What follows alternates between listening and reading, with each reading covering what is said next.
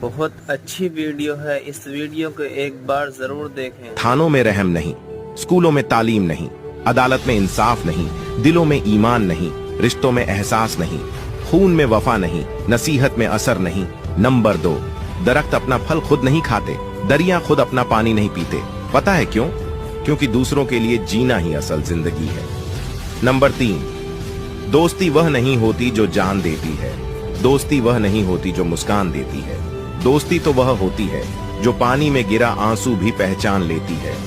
Number 4, इस दुनिया में कोई किसी का नहीं मेरे दोस्त, तेरे जनाजे में भी लोग आएंगे सिर्फ अपने सवाब की खातिर। नंबर 5, जिस गांव में बारिश ना हो वहां की फसलें खराब हो जाती है, जिस घर में दीन ना हो वहां की नस्लें खराब हो जाती है। नंबर 6, जिंदगी की जंग अकेले ही लड़नी पड़ती है, लोग सिर्फ मशवरा देते हैं, साथ नहीं। नंबर